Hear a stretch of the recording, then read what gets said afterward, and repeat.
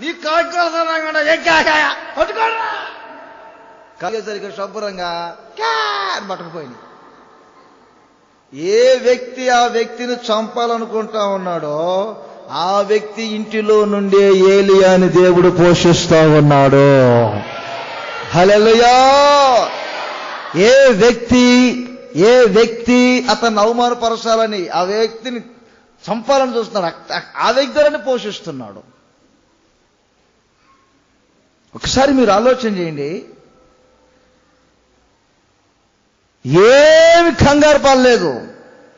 అది దాన్ని ఏమంటారు చెప్పండి? విశ్వాసము మూలముగా జీవించుట. ఇంకోసారి చెప్పండి. విశ్వాసము మూలముగా జీవించుట అంటే అది.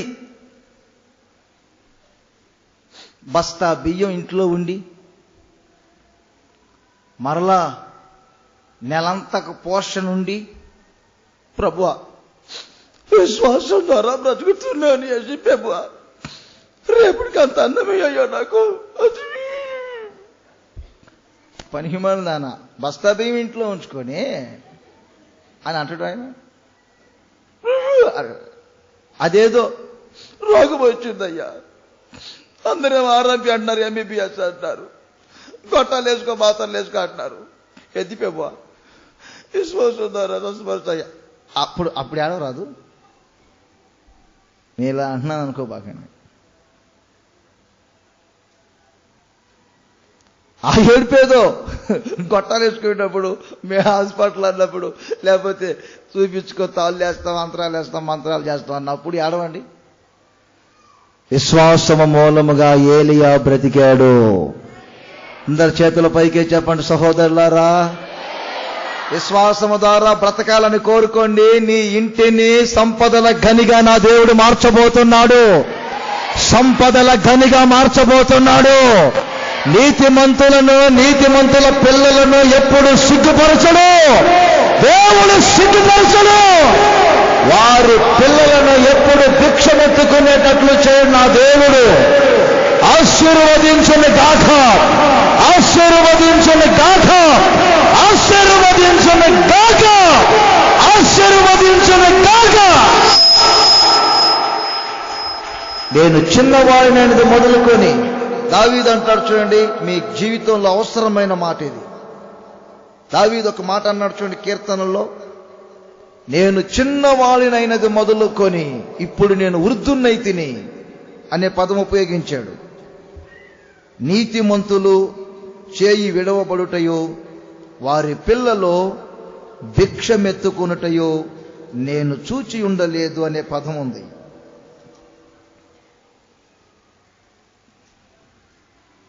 బంపర్ ఆపర్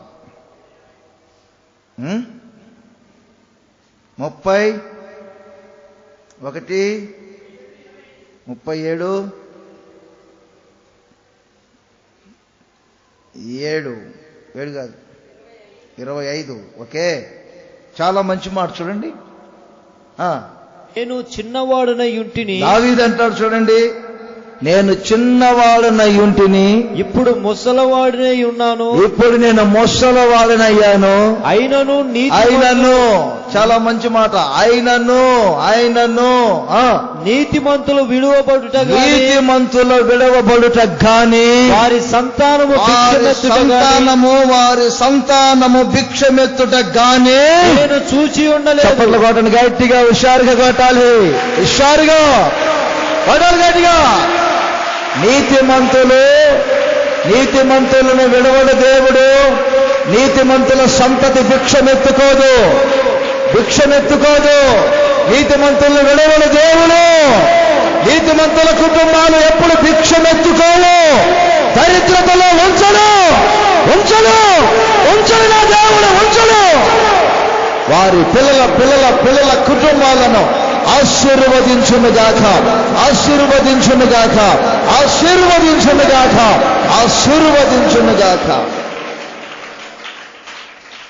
నీతిమంతుల పిల్లలు ఎప్పుడు భిక్షమెత్తుకోవు.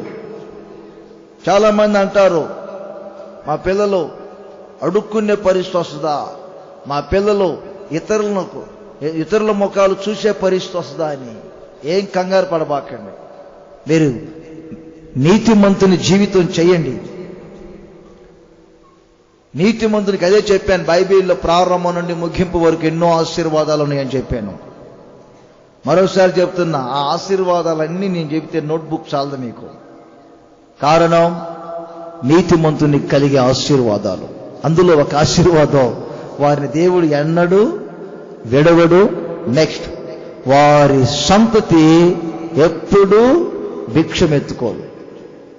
ఎన్ని కుటుంబాలను దేవుడు ఇక్కడ ఆశీర్వించలేదు, ఎంతగా దేవుడు ఈ పరిచయాన్ని అభివృద్ధి పరచడం లేదు. ఒకసారి ఆలోచన చేయండి. ఇక్కడ మందిరం ప్రారంభించినప్పుడు 50 మంది 60 మంది లేరు. ఈ ప్రాంతంలో నాకు తెలిసిన కుటుంబాలు వారు అనేవారు, అన్నా మనం ఇక్కడ ప్రారంభిస్తే ఒక 40 మంది అని వస్తారంటారా అని. ప్రారంభించాం విశ్వాసంతో, చూద్దాం. ఇక్కడ ప్రారంభించినప్పుడు ఈ స్థలం ఎలా ఉందో చాలా మంది తెలుసు మీకు. ఈ రోజున చూడండి, ఇన్ని కుటుంబాలను ఇక్కడ చేర్చాడు దేవుడు. చాలా మంది అంటారు, ఇక్కడ పెట్టాం ఈ ప్రాంతంలో పరిచర్య వ్యాపిస్తుంది, అడిపెట్టాం ఆ ప్రాంతంలో పరిచర్య వ్యాపిస్తుంది. అయినా ఇప్పుడు కొత్త మందిరం కట్టాం స్లాబేసి, బల్లారాధన రోజు నిన్న చూస్తే నేను ఒక్క మనిషి కూర్చోడానికి కూడా ఖాళీ లేదు. అందుకే ఇప్పుడు మరలా పైన షెడ్ వేసాం. పరిచర్యని దేవుడు ఆశీర్వదిస్తున్నాడు. ఇది మీరు దృష్టిలో పెట్టుకోవాలి. కొన్నిసార్లు నేను ఆలోచన చేస్తే ఇది భీమవరమేనా అనిపిస్తుంది. నిజంగా పెద్ద పెద్ద క్యాపిటల్ సిటీస్లో లేని మందిరాల్ని దేవుడు మన ప్రాంతంలో ఇచ్చాడు. నిజంగా పెద్ద పెద్ద సిటీస్ ఉన్నాయి, అలాంటి చోట్ల లేని మందిరాల్ని, మిమ్మల్ని మీ ప్రాంతాలను దేవుడు ప్రేమించి ఈ పరిచర్యని ఈ విధంగా కొనసాగిస్తున్నాడు. ఆయనకే మహిమ కలుగునుగాక, ఆయనకే స్తుతి కలుగునుగాక. ఏ మనిషికి మహిమ రాకూడదు, యేసయ్యకే మహిమ కలుగునుగాక. ఇంకొక మాట చూడండి, 34వ కీర్తన.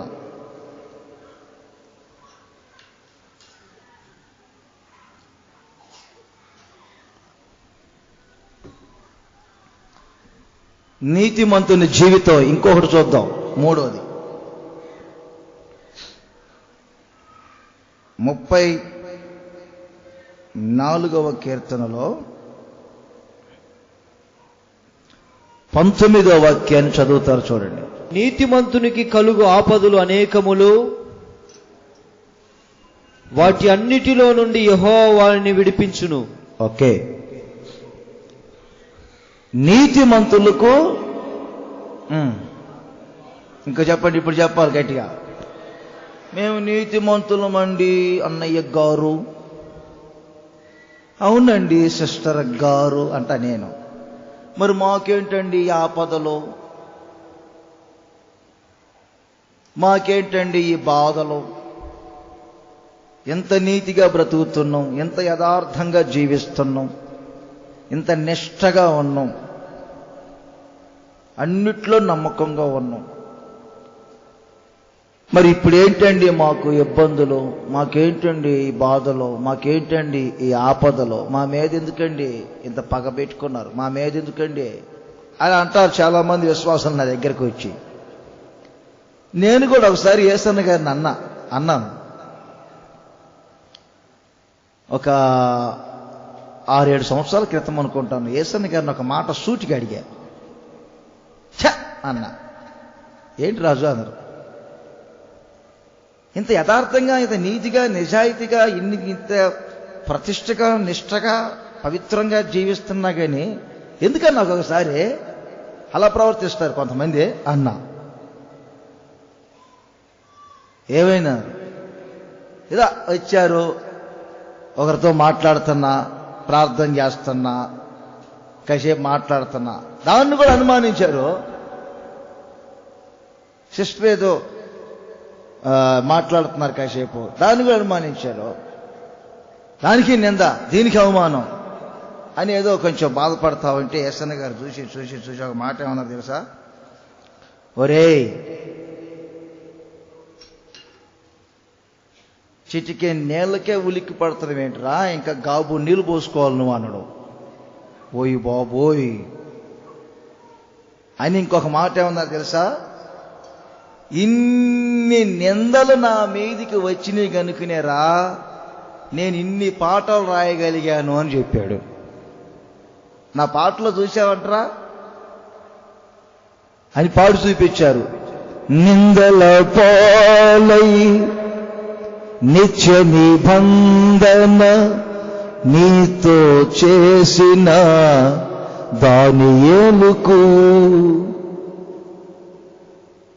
సిస్టర్లందరిని పెట్టుకొని సేవ చేస్తుంటే నన్ను ఏమన్నారు తెలుసంటారా? ఏమన్నారు? ఈ యేసన్న గారు సిస్టర్లందరిని చేర్చుకొని వీరిని అందరినీ ఫారెన్కి స్మగ్లింగ్ చేస్తున్నాడు, సిస్టర్లను ట్రాన్స్ఫర్ అది అక్కడికి స్మగ్లింగ్ చేస్తున్నాడు అని చెప్పి పేరు వచ్చిందిరా నాకు. తెలుసా? రోడ్డు మీద ఒక బుట్ట తొందర అడుక్కునేది, బుట్టది తల్లిదండ్రులు లేని బుట్టది అడుక్కుంటా ఉంటే ఎంతది కనికరించి దాన్ని తీసుకెళ్ళి లేమలలో పెట్టి క్రాప్ చేయించి సిస్టర్లతో ఉంచి అప్పుడప్పుడు దానికి ఏదైనా కావాలని కొనిపెట్టి తిప్పాను రా కోటాల్లో. ఏమన్నా తెలుసంటారా జనం నన్ను? యేసన్న గారు కూతురు ఈ అమ్మాయి ఎక్కడో కనపడకుండా పెళ్లి చేసుకున్నాడు అన్నారా. టోటల్గా నాకు చెప్పిన మాట ఏంటి తెలుసు యేసన్న గారు?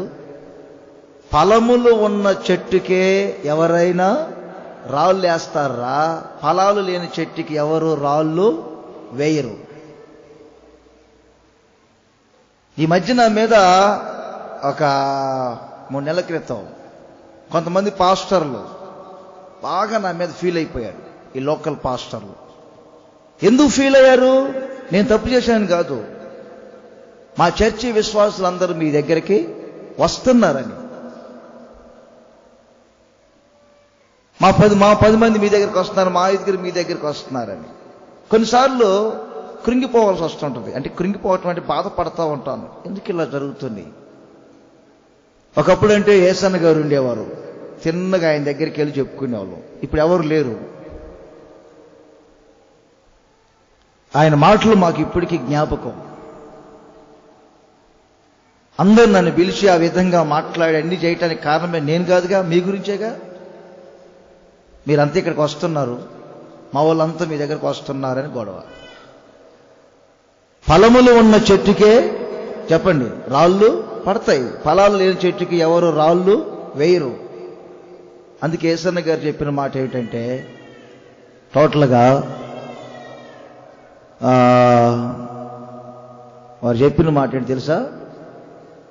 వారు ఎన్ని రాళ్ళు వేస్తా ఉంటే మనం అంతగా అభివృద్ధి పరచబడుతున్నామని చెప్పుకోవాలి. హల్లెలూయా, హల్లెలూయా. చెప్పండి గట్టిగాను.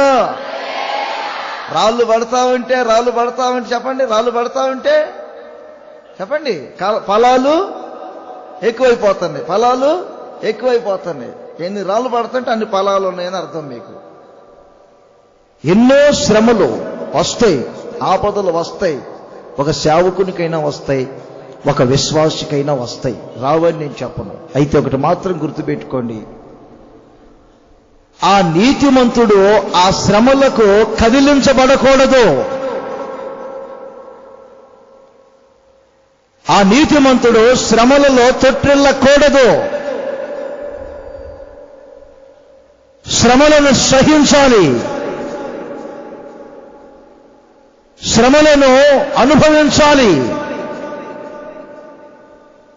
శ్రమలు వచ్చినప్పుడు కొంతమంది ఎందుకు యేసు ప్రభువుని నమ్ముకున్నాం, త్రాగి బీచ్ల్లో తిరుగుతున్నప్పుడు బాగున్నాం, బ్రాందీ షాపులకు వెళ్తున్నప్పుడు బాగున్నాం, లోకంలో ఉన్నప్పుడు బాగున్నాం అంటుంటారు. దావీదుకు ఒక మాట చెప్తాను, 4 దిశలా శత్రుత్వం, అన్నిటిని జయించాడు. కానీ ఒక రోజున తన ఇంట్లోనే శత్రుత్వం బయలుదేరింది. తన ప్రాణానికి ప్రాణంగా ప్రేమించిన అబ్షాలోం శత్రువయ్యాడు. నలుదిశలా శత్రువులను ఎదిరించిన వ్యక్తి గుండె ధైర్యంతో, బాగా వినండి, దావీదు అంటేనే ప్రతి వారికి గడగడ గడగడ గడగడ గడగడ వణుకుతుంది గుండె. దావీదు పేరు చెప్పిన మరుక్షణమే నాబాలు గుండె ముద్దయిపోయి చచ్చిపోయాడు. గుండె ముద్దయిపోయింది, బిగుసిపోయింది గుండె. దావీదంటే అంత పరాక్రమ కలిగిన వాడు, యుద్ధ వీరుడు, పరాక్రమశాలి. ఎలుగుబంటుని ఎలా ఎదిరించాలో, సింహాన్ని ఎలా ఎదిరించాలో, గొలియాతుని ఎలా ఎదిరించాలో, ఫిలిష్తీయుల సర్దారులను ఎలా ఎదిరించాలో, ఏ అరణ్యములో నుండి యుద్ధానికి వెళ్ళాలో, ఏ గుహలో దాగి ఉండి జయించాలో అన్నిటిలో ఆరితేరిన వ్యక్తి. కానీ తన ఇంట్లో శ్రమ వచ్చేసరికి అబ్షాలోమును జయించలేడా? అబ్షాలోము ఎంత, కానీ యుద్ధం చేయలేదండి అబ్షాలోముతో. కామ్గా ఏం చేశాడు తెలుసా? తల మీద ఒక టవల్ కప్పుకొని కాళ్ళకు చెప్పులు లేకుండా అరణ్యానికి పారిపోయాడు. ఇక అప్పుడు బయటపడ్డాయి ఒక్కొక్కరు బుద్ధులు, ఆయనతో ఉన్నవారు బుద్ధులు అప్పుడు బయటపడ్డాయి. సిమి లాంటి వాళ్ళకి చీపో అనేవాడు ఒకడు, అహెత్తోపేలు లాంటి వాడు ఇంకొకడు. ఒక్కొక్కరు బుద్ధులన్నీ బయట పెట్టుకొని రకరకాలుగా మాట్లాడుతూ ఉన్న పక్కనున్న అభిషయ్, యోవాబులు అంటారు, సచ్చిన్ కుక్క, వాడేంటయ్యా నేను ఇలా అంటాడు. దావీదు అంటాడు, నా కడుపును పుట్టిన వాడే నా ప్రాణాన్ని తీసి చూశాడు. వాడు మాట్లాడే మాటలు అవన్నీ మనం వినటము, వాడు మాట్లాడటం ఏం ఆశ్చర్యం. చెప్పించండి, మాట్లాడండి, పదండి మనం వెళ్ళిపోదాం. చాలా మంది అంటుంటారు, నువ్వేమిటి అలా కాళ్ళకు చెప్పులు లేకుండా టవల్ కప్పుకొని పారిపోతున్నావు అరణ్యానికి?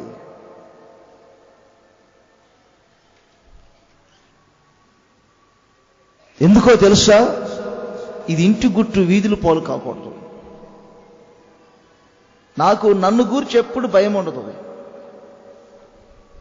నన్ను గూర్చి ఎప్పుడు నాకు కంగారు ఉండదు, నన్ను గూర్చి నేను ఎప్పుడు ఏం ఆలోచించను. కానీ ఎప్పుడు నేను పరిచర్య నిందించబడకూడదు. సంఘాలు ఎప్పుడు క్షేమంగా ఉండాలి, ఇదే ఆలోచన చేస్తాను. ఇన్ని ఆపదలు వచ్చినా ఒక రోజున జరిగింది ఏమిటి తెలుసా? ఆ ఆపదలన్నిటిలో నుండి దావీదును దేవుడు విడిపించి తీసుకుని వచ్చాడు. దేవునికి స్తోత్రం కలుగునుగాక. హల్లెలూయా, హల్లెలూయా. ప్రాణానికి ప్రేమించిన వ్యక్తుల ద్వారానే కొన్నిసార్లు మీకు శ్రమలు రావచ్చు. కానీ ఒకటి మాత్రం గుర్తుపెట్టుకోండి, శ్రమ వచ్చినప్పుడు తల వంచండి. సముద్రములో ఒక అలలాగా శ్రమ వస్తుంది, తల వంచితే అల మన మీద నుంచి వెళ్తుంది. ఆ తర్వాత మనం లేచి చూస్తే అక్కడే ఉంటాం. శ్రమలు వచ్చినప్పుడు కృంగిపోకూడదు. శ్రమలు వచ్చినప్పుడు హృదయం విశాలం కావాలి. నీతిమంతుని జీవితం అది. అదే లోకస్తులు ఏం చేస్తారు? చిన్న శ్రమ వస్తే చెప్పండి, భయపడతారు, కంగారు అవుతారు, రకరకాలుగా లోక సంబంధమైన ఆలోచనలు చేస్తారు. చివరికి ఒక్క మాట చెప్తాను. సామెతల గ్రంథం నీతిమంతుని జీవితంలో మరొక్క మాట చెప్తాను, ముగిస్తాను. చిన్న మాట. 28 రెండో వరుస, మొదటి వాక్యములోనే 2వ వరుస. నీతిమంతులు సింహం వలె ధైర్యముగా నుందురు. నీతిమంతుని జీవితంలో మరొక అనుభవం ఏమిటంటే, అందరు చెప్పండి, ఇప్పుడు అందరు చెప్పాలి గట్టిగా, ఇంకొంచెం నోరు తెరిచి చెప్పాలి. సింహము వలె ధైర్యంగా ఉండాలి. ఈ సింహం వలె ధైర్యముగా అంటే ఏమిటి? పేపర్ తిప్పండి. 30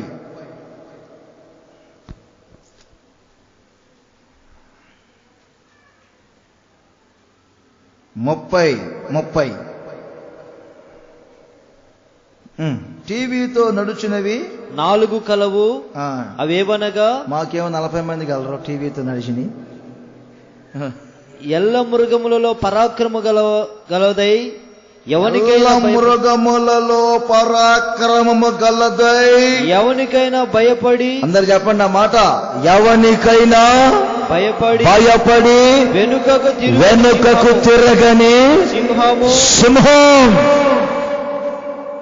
వెనుకకు తిరగని, చెప్పాలి గట్టిగాను, సింహము.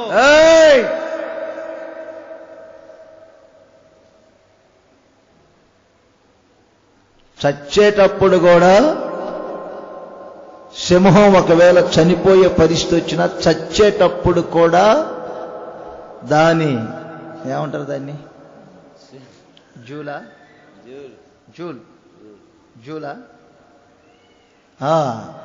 జూల్ ఒక్కసారి ఇలా విరజిమ్ముకొని చచ్చేటప్పుడు కూడా అడుగు ముందుకు వేసి, అడుగు ముందుకు వేయటం అంటే తెలుసా? చచ్చేటప్పుడు కూడా జయము నాదే. హల్లెలూయా, చెప్పాలి గట్టిగాను. అది సింహం బ్రతుకు. యుద్ధానికి కదా, వేటాడటానికి వచ్చిన సింహం ఎలా వస్తుంది అనుకున్నారు? అందరూ పండుకున్నప్పుడు పిల్లుల్లాగా ఎలుకల్లాగా వచ్చి గిన్నెలు కదిలించదు.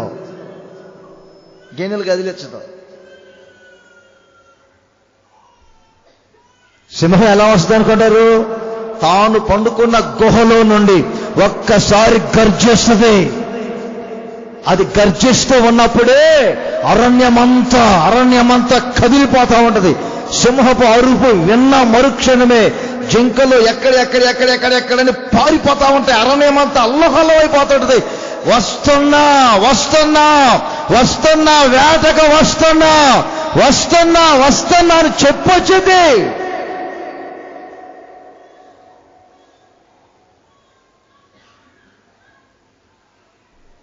ఏం జరుగుతుంది? సరే, 100 జింకలున్నాయి. మీరు ఒక 400 జింకలు అనుకోండి. ఈ 400 జింకలలో ఈ సింహం ఒక్కదాన్ని చూసేది. ఒక్కదాన్ని చూసి దాన్ని గురి పెట్టుకుని వెళ్ళింది. అది పరిగెత్తుతూ ఉంటుంది. ఈ సింహం పరిగెత్తుతూ ఉంటుంది, దూకుతూ ఉంటుంది. దాన్నే గురి పెట్టుకుని వెళ్తాడు. ఈ లోపల ఇంకొకటి పరిగెత్తి సింహం దగ్గర నిలబడింది.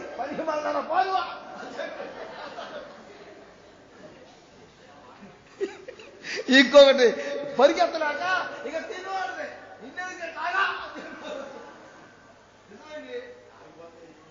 కారణం ఏంటి తెలుసా? 400 జింకలన్నీ కూడా ఒకవేళకి తిను, మేము పరిగెత్తలేకపోతున్నాం అన్నా, నా గురి అదిగో దాని మీద ఉంది, దాన్ని వేసేయాల అని దాన్ని పట్టుకునేంత వరకు అది వెనకకు తిరగదు. దేవునికి స్తోత్రం కలుగునగాక. సింహపు ధైర్యం. నీవెవరిని ఎదుగుతున్నావు? ఎవరిని వెతుకుతున్నావు? మేమా నజరేయుడైన యేసును. మీరు వెతుకుతున్న నజరేయుడైన యేసును నేనే. పట్టుకోరా. నజరేయుడైన యేసు గారు పడిపోయారు. మరొకసారి చెప్తున్నా, దావీదు గుండె సింహపు గుండె. మీ గుండెలన్నీ కూడా ఇప్పుడు ఎలా ఉండాలి చెప్పండి గట్టిగాను. ఇంకోసారి చెప్పండి. రాజన్న గుండె కూడా ఏ గుండెది చెప్పు? సింహపు గుండెలాగా ఉండాలా? మరి ఎందుకు ఒకసారి గదిలోకి వెళ్ళి వారం రోజుల దాకా బయటికి రారు. మీ గురించే, మీ గురించి. నా ప్రార్థన మీ గురించి, నా కన్నీళ్లు మీ గురించి, నా వేదన మీ గురించి, నా భారం మీ గురించి, నా తపన మీ గురించి. రేయింబగులు కష్టపడి కట్టిన సంఘాలు, మందిరాలు ఎక్కడ అవమానపరచబడకూడదు. సంఘ క్షేమం సేవకుడు కోరుకుంటాడు. సంఘాలను గురించిన ఆలోచన బాధే తప్ప వేరొక అధైర్యం అనేది నా జీవితంలో చోటు చేసుకోదు. నా పోషణ గురించి, నా బ్రతుకుని గురించి ఏ రోజు నేను ఆలోచించను.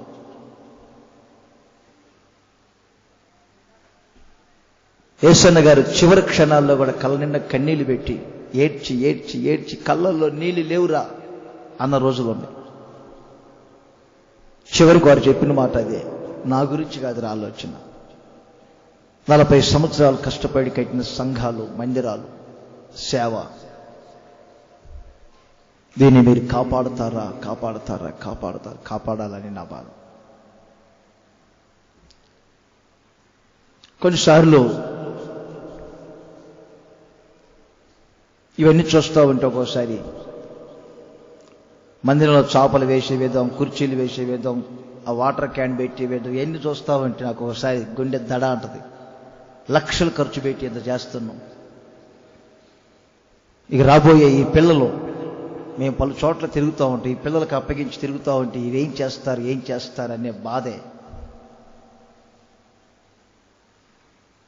మన గుండెలు ఎప్పుడు ఎలా ఉండాలి? మన ఆత్మీయతలో మన ధైర్యం ఎలా ఉండాలి? సింహపు ధైర్యం, కంగారు పడకూడదు. నీతిమంతుని జీవితం ఇది. ఈ మధ్య రాయటం ప్రారంభించాను. వ్యాసం ఏమిటంటే నీతిమంతుని జీవితం. ఎన్నో విషయాలు ఉన్నాయి, మీకు 4 మాటలు చెప్పాను. ఒకటి, నీతిమంతుడు అవమానపరచడు. రెండవది, నీతిమంతుడు విశ్వాస మూలముగా బ్రతుకుతాడు. మూడవది, నీతిమంతుడు శ్రమలు వచ్చినప్పుడు కృంగిపోక వాటిని సహృదయంతో అనుభవిస్తాడు. 4, నీతిమంతుడు ఎప్పుడు సింహపు గుండె వలె ధైర్యంగా ఉంటాడు. అవి పరిశుద్ధుల నీతి, చెప్పండి, నీతి క్రియలు. పరిశుద్ధుల నీతి క్రియలు అంటే ఈ క్రియలను మీరు ఒక వస్త్రంగా ధరించుకోవాలి. పరలోకం వెళ్తే పెండ్లి వస్త్రం, మహిమ వస్త్రం, పరలోకం వెళ్తే వస్త్రం వస్త్రం వస్త్రం అంటారు. పెండ్లి వస్త్రం ఇవ్వబడుతుందని. వస్త్రాలు కాదు ఇచ్చేది, మీ నీతి క్రియలనే ఆయన ఒక వస్త్రముగా మీకు ధరిస్తాడు. ఇది క్రొత్త కోణంలో ప్రభు మీతో మాట్లాడాడు. ఈ మాటలన్నింటినీ మీ హృదయాల్లో స్థిరపరచుకోండి.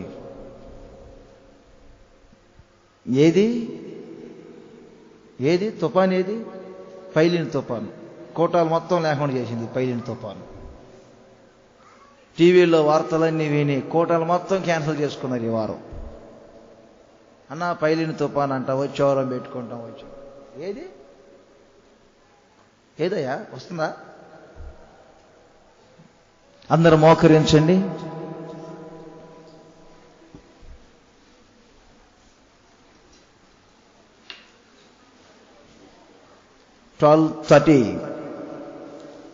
సరిగ్గా 11:30 లోపలనే మీరు ఆరాధనలో పాలు పొంది తిరిగి వెళ్తారు. ప్రతి వారం బల్లారాధన రోజు ఒక్క 10 నిమిషాలు లేట్ కావచ్చు.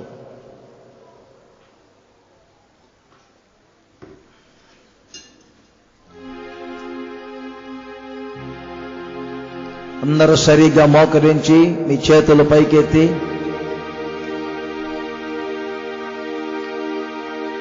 నీతి క్రియలను ధరించండి. నీతి క్రియలను ధరించండి. నీతి క్రియలను ధరించండి. అవి పరిశుద్ధుల నీతి క్రియలు. ప్రకాశములను నిర్మలమునైన వస్త్రములు ధరించబడుతున్నాయి. ఏమిటి ఆ పెండ్లి కుమార్తె ధరించుకునే వస్త్రములు? అవి పరిశుద్ధుల నీతి క్రియలు. పరిశుద్ధుల నీతి క్రియలు, నీతి క్రియలు, నీతి క్రియలు. ఈ భూమి మీద జీవించిన జీవితమంతా నీతి. యేసు రక్తము మన నీతిమంతులుగా మార్చును. దేవుని వాక్యమే మన నీతిమంతులుగా మార్చును. పరిశుద్ధాత్మ శక్తి మన నీతిమంతులుగా మార్చును, మార్చును, మార్చును. నీతిమంతులకు అనేకమైన ఆశీర్వాదాలు ఉన్నాయి. నీతిమంతులు ఎన్నడూ కదిలించబడరు. నీతిమంతుల సంతానం ఎప్పుడు భిక్షమెత్తుకొనదు. నీతిమంతులు తన తండ్రి రాజ్యములో సూర్యుని వలె ప్రకాశిస్తారు, తేజరిల్లుతారు, వికసిస్తారు, పరిమళిస్తారు. నీతిమంతులకు కలిగే ఆశీర్వాదాలు ఎన్నో ఎన్నో ఎన్నెన్నో ఎన్నెన్నో ఉన్నాయి, ఎన్నెన్నో ఉన్నాయి.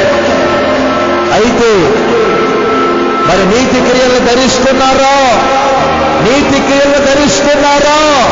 నీతి క్రియలను, నీతి క్రియలను, నీతి క్రియలను ధరిస్తున్నారా? ధరించండి, ధరించండి. నీతి క్రియలను వస్త్రం వలె ధరించండి. హల్లెలూయా, హల్లెలూయా. ఎవరిని అవమానపరచనల్లని జీవితం, విశ్వాసముగా బ్రతికే జీవితం, అనేక శ్రమలను సహించే జీవితం, సింహం వలె ధైర్యముగా ఉండే జీవితం నా దేవుడు మీకు ఇచ్చునుగాక. నా దేవుడు మనం అలంకరించునుగాక. నా దేవుడు మిమ్మల్ని ఈ రోజే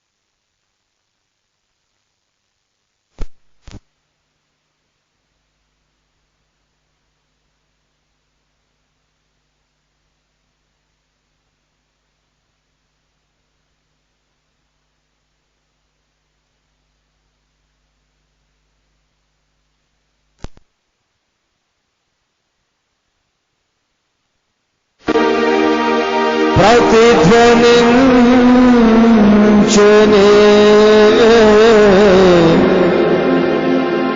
నీ నామమే,